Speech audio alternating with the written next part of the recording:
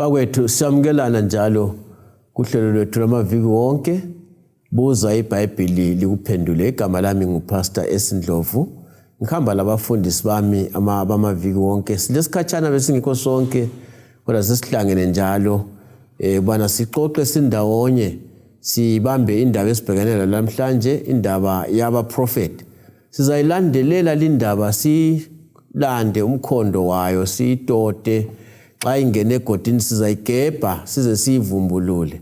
Ngithanda ukubana ngilamukele bafundisi bami. Cela libingelela abalaleli. Salibonani balaleli. Siyalamukela kuhlelo lwethu layo naliviki BuzaIbhayibhili likuphendule. Okhulumayo ngumfundisi uMpofu CK. Salibonani balaleli. Siyalamukela ehlelweni lethu lale iviki lapho sifunda khona ilizwi likaThixo ndawonye. Khuluma ngumfundisi uMpofu. Siyabonga abafundisi. Ngithanda ukubana singakayikhatshana ngiphinde inombolo zocingo funa abanye sezibalahlekele 0718444196 0718444196 0786204000 0786204000. Asingeneni endabeni yethu namhlanje bafundisi. Kathi vele umprofeti kuyini? Ngizabona sizabe siphinda okunye kodwa kuqhakathekile. Xa sikhuluma ngomprofeti sikhuluma ngani? Siyabonga mfundisi. Impendulo sizayithola eBhayibhelini kuManani ngu12 ivesi ngelika 6 loDeuteronomy ngu18 ivesi ngelika 18.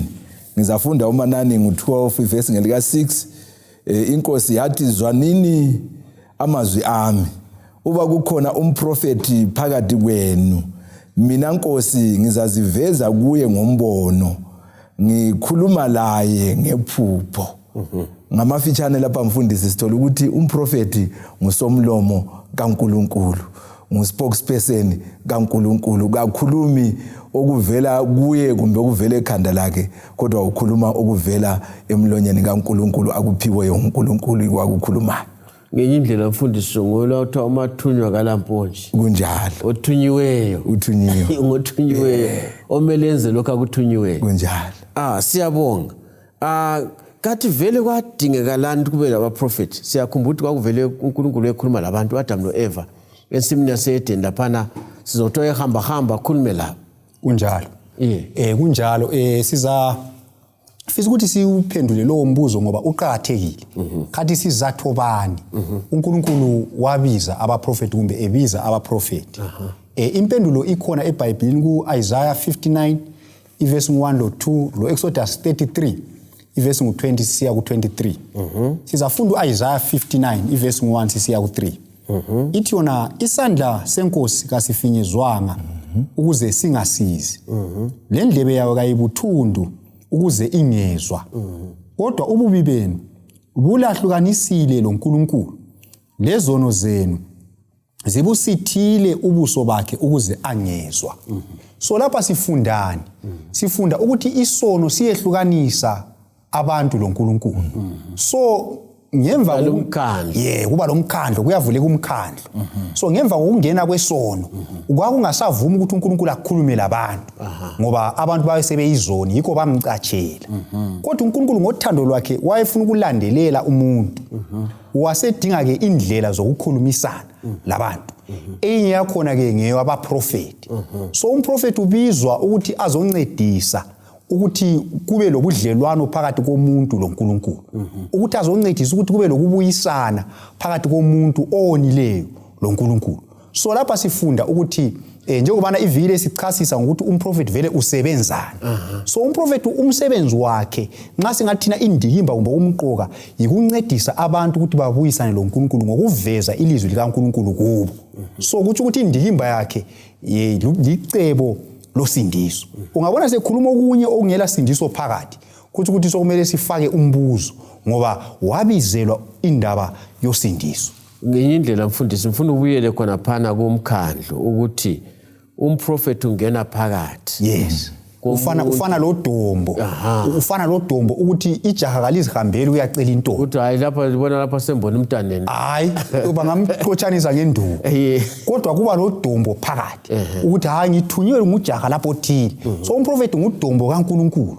ubuya ethunywe uNkulunkulu eletha ilizwi likaNkulunkulu ukuvala umkhandlolwana ukuthi kube lokubuyisana phakathi. Singakadluli khona bomfundisi nxa sichasisa umkhandlolwana ukuthi mbonani uExodus ngube esike sayi Exodus 30 lapha nathena uNkulunkulu ngeke akhulume lo muntu ubuso ngobuso. Indaba kaMoses. Phile. Yes. uMoses wacela ukuthi abone ubuso bukaNkulunkulu. uNkulunkulu wasemtshela wathi Moses ngeke ungibone wenze njani? Phile. Wasothiwa nje ubani ucelile ngizakufaka endaweni phakathi kwamatshe ngibe sengibuya. Kodwa uNkulunkulu wasemtshela wathi Moses vele ubuso bami ngeke ubone ungabona umhlana ngoba ngeke ubone ubuso bami unjani uphile. So uNkulunkulu kakuvumi ukuthi umuntu oyisoni ambone aphile. Yikho elendlela elodombo ethumela umuntu ozommela emkhulumeni ukuze sibuyisane laye. Mbonani kuyacaca singathini nxa siselula lumcabango sisiya phambili mfundisi? Siyabonga mfundisi. Sizakhangela incwadi kaAmos isahluko sesithathu ivesi ngelika 7. iBhayibhili lithi yona ke impela inkosi uNkulunkulu kayenzi lutho ingazambulelanga inceku zayo abaprofeti imfihlakalo yayo. Ngamanye amazwi into yakuqala okumele sinanzelele ukuthi uNkulunkulu kenzi lutho angazisanga inceku zakhe abaprofeti. Konke uNkulunkulu ayebefuna ukuthi akwenze uyaqala azise abaprofeti. Nxa esebazisile ke abaprofeti ke abesebazisa ngemfihlakalo yakhe. Imfihlakalo kulabo abangekho phakathi abangayisibo abaprofeti. Kodwa ke kuba abaprofeti bayabe bekwazi ukuthi kukhulunywa ngani ngoba kukhulunywa ngendaba zosindiso. So ke nxa kukhulunywa ngendaba zosindiso uNkulunkulu uyacaca kadlala umacatshelana uyahlaphume egcekeni. Aveze ukuthi injongo yakhe ukuthi sonke sisindiswe. Ngenye indlela mfundisi singabuyela leBhayibhelini kuba sobala ukuthi uNkulunkulu uchaye zonke izinto zabasegcekeni. Kunjalo. Kakulanto eyimfihlo. Kunjalo. uNkulunkulu ayifihlileyo ukuthi hayi lokho abantu hayi imfumba. uNkulunkulu kalamfumba. Uvulile izandla kwabasobala. Kasozenze lutho engazange azise angazifundisi. Kufana lalokho ukuthi nxa kuthiwa asithi imuli yakoDube. Wena nxa ungekho koDube izinto zakoDube uyakungazazi. Anto uyayibona indaba. Kodwa ungangena phakathi usuzabazazi. So nxa ukhulunywa imfihlakalo lapha akukhulunywa ngokunye okuyinto okwenziwa kucatshiwe ensitha. Kukhulunywa ukuthi nxa umuntu engakamukeli leli cebo losindiso indaba lezi ngekazwise ziyimfihlakalo kunjalo. Kodwa nxa esephakathi uyazwisisa. So imfihlakalo leyi okukhulunywa ngayo lapha evezwa ngabaprofeti licebo losindiso ngoba vele injongo yokubizwa kwabo yikuncedisa abantu ukuthi banjani basindiswe babuyisane loJesu. Enxe singagcizelela abalaleli labafundisi lapho ukuthi icebo losindiso kasomfihlo. Yinto eNkulunkulu ayichaze egcini. Njalo futhi sigcizelele sikukhulume kumaviki apheleleyo ukuthi kasiyene eBhayibhelini. Imfihlo leyo ivele iseBhayibhelini. Ivezwe eBhayibhelini. Singathini ngabaprofeti labathungameli? Kukhona yini abaprofeti bakudala babekwenza kubathungameli? Siyabonga. Abaprofeti njalo omunye umsebenzi wabo ababewenza yikukhuthaza lokuqinisa abathungameli. Yikho esikubonayo lapha singafunda uIsaiah 37. Right. Ivesi ngelika 5 lo 6. iBhayibhili lithi yona kwathi inceku zenkosi uHezekiya sezifikile kuIsaiah. Yena wathi kuzo litshele inkosi yenu ilizwi lenkosi uNkulunkulu lisithi ungesabi ngenxa yamazwi owazwileyo ezingithuke ngawo inceku zenkosi yase-Asiriya. So lapha sifunda ukuthi inkosi okuthiwa nguSenakerib yathumela abantu bathuka uNkulunkulu bathi uNkulunkulu wakho yena lo uzakuvikela ngubani. So inkosi uHezekiya yangathi siqhuqa. Kwasokuhamba abantu kuIsaiah umprofeti kaNkulunkulu. uIsaiah wasithi hayi litshela uHezekiya ukuthi angesabi. Loba inceku zikaSenakerib inkosi yase-Asiriya zingithukile angesabi ngoba ngizamnqobela. So abaprofeti ngendlela uNkulunkulu wabasebenzisa ukukhuthaza inkosi uHezekiya ukumqinisa ukuthi aye empini ngokukholwa ngoba uNkulunkulu esehlangothini lwabo bani lwabo. So kuthi ukuthi abaprofeti endulo babesebenza ukuqinisa ukukhuthaza amakhosi. ungakadluli mfundisi sikugcizelela ukuthi khona basibabona besebenza labathungameli kunjalo ngoba abathungameli laba babezimisela ukulalela ilizwi likaNkulunkulu ukuthi uNkulunkulu uthini kunjalo so khona apho futhi sesingakubeka sigcizelele futhi ukuthi namhlanje uNkulunkulu labo abaprofeti ngoba sakuveza lapha ukuthi ukuprofeta ayisikho ukukhuluma into ezizakwenzakala sasebenzisa kuphela sasebenzisa ibali lithi foretelling and foretelling uforetelling isithi ukukhuluma ilizwi phambi kwabantu uforetelling isithi ukukhuluma into ezizakwenzakala saveze eBhayibhelini ukuthi nxa kuthiwa umprofeti ukhuluma ngeforetelling ukukhuluma ilizwi likaNkulunkulu phambi kwabantu kungagoqela lokho kuthiwa yiforetelling phakathi kwakho kodwa iforetelling ayisiyo yodwa esetshenzwa ngobani umprofeti so kathesi uNkulunkulu labo abantu abakhuthazayo kwesinye isikhathi umhlaba uyangena phakathi kwezigaba ezinzima kube labo COVID kube labo bani abantu babe lembuzo ukuthi uNkulunkulu pho sizaphetha ngani uNkulunkulu labo abantu bethatha ilizwi lakhe beliveza ebantwini ukuthi baduduze banika abantu ithemba kunjalo siyabonga kulokunye nabo bekwenza abaprofeti siyabonga mfundisi okunye okuqhathekileyo kwakusenziwa ngabaprofeti yikukhuthaza ukuthembeka lokuma eqinisweni lokhu sikuthola encwadini kaJoshuwa ngu24 kusukela evesini lika 20 siye kumakweli ka 23 ngizafunda lapha ithi yona ke uba lichiya inkosi likhonze onkulunkulu bezizwe izaphenduka ilenzele okubi iliqede ngemva kokulenzela okuhle abantu bathi kuJoshuwa hatshi kodwa ke sizayikhonza inkosi uJoshuwa wasesithi ebantwini lizazifakazela lina ukuba liyikhethile inkosi ukuba liyikhonze basebesithi singofakazi wathi khuphanini ke onkulunkulu bezizwe abaphakathi kwenu liphendulele inhliziyo zenu enkosini uNkulunkulu kaIsrayeli ngamanye amazwi sithola ukuthi umprofeti lapha uyakhuthaza ukuthembeka ikakhulu lokulandela izimiso lendlela uNkulunkulu afuna siphile ngayo so laba prophet banamhlanje lanxa kungaba lobunzima kungaba lama economic hardships njengoba ke ekhona emhlabeni wonke jikelele umprofeti umsebenzi wakhe oqhakathekileyo yikukhuthaza ukuthi siphile njengezakhamuzi ezihlezi elizweni ngokuthembeka so ukuthembeka kuba ingxenye yomsebenzi wakhe kunjalo ukuthi akufundise la kulani viki sakhuluma ukuthi laye kumele abe akuphile kunjalo asikhangelanga ukuthi umprofeti abe ngumuntu ongathembekanga kunjalo wasebhinya abantwana seqontsha abafazi babantu sesezinto ezingaqedakali nxa sikhangela lapha ngobubi abaprofeti basendulo babephatha njani indaba yokuthi nxa sokulobubi phakathi kwabantu siyabonga siyafunda lapho ukuthi abaprofeti uNkulunkulu wayebathuma njalo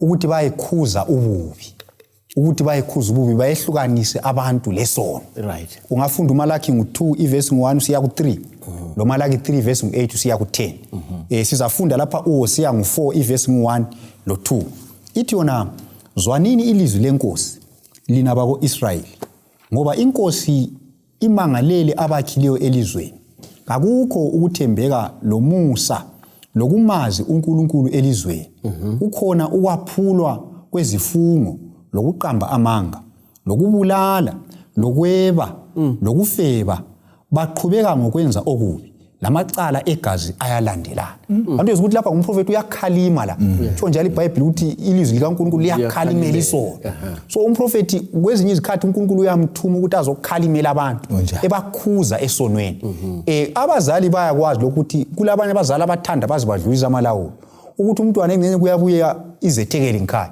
engcenye izethekeli zifakwe ukudla kumbe zifakwe iqatha lenyama ubona umntwana kuyefika kudobha khona pha abanye abazali bayathulela nje baphuma wena kodwa umzali ohlakaniphileyo uyakhalima akhuza umntwana ngoba ufuna ukumfundisa ini umthetho so abaprofeti beqiniso kabathandi badlulisa amalawulo bembambatha abantu behlile ukuthi babancedise ukubakhipha esonweni bakhona abanye abaprofeti ukuthi awungeke ubezwe bejumela ukuthi uJesu uyeza masinyane Angeke uzechumayela ukuthi abantu bachiya izono zabo. Kodwa yabe khuluma ngokuthi abantu kumele bazuze inotho. Abekhuluma into ezimnandi kuphela ezingela kukhuza into ezingasusi abantu abakulokho ngesilungu abathi comfort zone. Umfundisi ungakayikhatshana angithi isono siyabulala. Isono siyabulala. Yes. Siyingozi. Manje nxa ezathula ngento eyingozi. Abantu bayafela engozini. So yikho lapha sifunda ukuthi umprofeti kumele akhalime akhuze abantu ebakhipha ngapi esonweni. Ngokunye lokho ngumlando womuntu oyini ongumprofeti. Siyabonga kakhulu. Nxa sikhangela ke kungaba khona yini ezinye izinto lapha eqondisa khona umprofeti. Siyabonga. Okunye okwenziwa ngumprofeti lapha sikuthola eBhayibhelini encwadini kaJeremiya 1 verse ngelika 10, lencwadi yeziKronike zakuqala 28 verse 11 lo 12, lo Ezra 5 verse ngelika 2, lo Deuteronomy 4 verse ngelika 6. Angizwe kuwafunda ke wonke la amavesi ngiwaqambile ukwenzela ukuthi lina balaleli liwabhale phansi bese liwafunda. Kodwa ke mina ngizalandela kakhulu uJeremiya isahluko sakuqala ivesi ngelika 10. Ithi yona ke lapha kubizwa kuka Jeremiya lapha ezama ukunika izaba zokubana ke yena ungumntwana.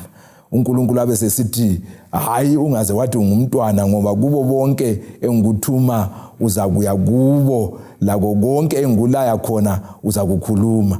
Abese sithi yena ke ngiyakubeka lamhla phezulu kwezizwe laphezulu kwembuso. Ngamanye amazwi kuyacaca ukuthi umprofeti kalandi isigaba esithile kuphela, kalandi umhlobo othile kuphela, kodwa ulanda izizwe zonke lemhlobo yonke lezindimi zonke. Abese sithena ke umsebenzi ke engikuthuma wona yikusiphuna lokudiliza. Abese sithi yikubhubhisa lokucitha, ukwakha lokuhlanyela.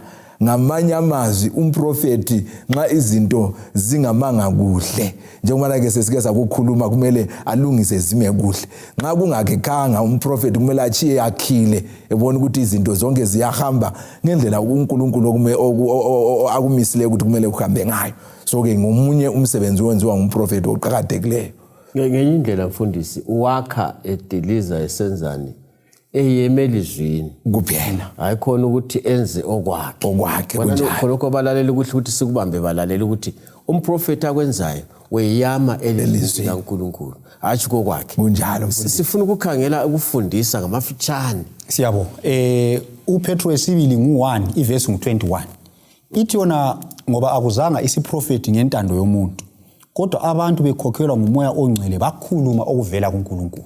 So lapha sibonani uverse 20 uyasitshela ukuthi ilizwi likaNkulunkulu alichasiswa ngokwentando yomuntu ngoba kalizanga ngokwentando yomuntu. So lapha nxa ukhulunywa ngesiprofeti so ngenye indlela mfundisi kazange ahlale phansi umuntu acabanga ukuthi hayi ngiyekhuluma lokho hayi wayenza ukuphefumulelwa ngumoya oyingcwele. So nxa sikhuluma ngesiprofeti la sikhuluma ngelizwi likaNkulunkulu. Igama lelo ukuthi isiprofeti abantu bayalithanda ikakhulu ensukwini zalamhlanje. Kodwa ngifuna ukuthi abalaleli bazwisise ukuthi nxa kuthiwa isiprofeti kukhulunywa ngelizwi likaNkulunkulu iBhayibheli ngoba kuthiwa kalizanga ngokwentando yani yomuntu. So isiprofeti lilizwi likaNkulunkulu.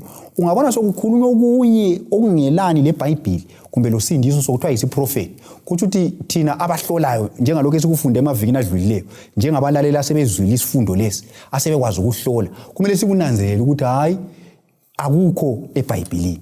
Thina okwelizwi likaNkulunkulu sikuthatha ngapi? eBhayibhelini. So umprofeti nxa eprofita kumele eyame eBhayibhelini kazicabangeli okwakhe. Sibona njani ukuthi weyame eBhayibhelini? Ngokuhlola. Indaba esigcizelela kakhulu kubalaleli indaba yokuhlola ngokweyama eBhayibhelini ngoba omunye ngathi ngiphuphile. Omunye ngathi ngithunywe uNkulunkulu. Omunye ngathi mbonile. Omunye ngathi mbonisiwe. Sizaba kwazi njani ukuthi uqinisile ngokuya eBhayibhelini? Ngoba indlela uNkulunkulu avele waziveza ngayo kathesi isiprofeti esilaso kathesi liBhayibheli. Yiso esihlola ngazo zonke ezinye iziprofeti. Yiko sathi liplanka manje. Kunjalo ba. Siyabonga kakhulu bafundisi. Singakagqibi uhlelo lethu ake sikhangeleni indaba yezinye izizwe. Abaprofeti lezinye izizwe kwakusima njani? Kakhulu sikhangela umprofeti uJona. Singathini ngaye ngamafitshane? Siyabonga. Nxa sikhangela kuMateyu 28 ivesi 18 siya ku20 uJesu ufaka uthumo lapha uJona kwathiwa la ikasuke ebantwini bakibo ayezizwe ayeNiniva ayefakaza ngoJesu. So umprofeti kaNkulunkulu weqiniso kaso umprofeti esingathina ulocalized ukuthi uyathi mina ngibizelwe abantu abansundu kumbe abamhlophe kuphela kumbe usendo oluthile. Ubizelwe ukuchumayela umhlaba wonke ukwenza abafundi umhlaba wonke. So umprofeti ubizwe nguJesu ukuthi achumayele ivangeli abantu baphenduke bamukele ubani uJesu basindiswe. So uthunyelwe emhlabeni wonke Yes. kuzo zonke izizwe. Unjalo. Siyabonga kakhulu bafundisi. Balaleli nilethemba lokuthi liyasilandela. Sesiphinda lindaba sigiga phezukwayo. Okunye siyakuphinda, okunye siyakwengeza. Kodwa nilethemba lokuthi kuzancedisa omunye umuntu ukuzwisisa kakhulu ngensuku esiphila kizo. Banengi abantu abazibiza ukuthi bangabaprofeti. Kodwa siyagcizelela igama elithi hlolani abaprofeti. Abahlolwe bonke ngelizwi likaNkulunkulu. Nxa bepasa ezwini likaNkulunkulu kakulahlupho. Kodwa nxa bengapasi lapha kasifakeni umbuzo khona lapho. Siyabonga kakhulu okumangalisayo. Ngithemba ukubana nxa ulembuzo lokwengeza uzasithinta kunombolo esiziphileyo ekuqaleni 071-844-196 078-620-4000. Inkosi belani sidibane njalo ngesikhathi esifananayo kuviki elizayo. Siyabonga.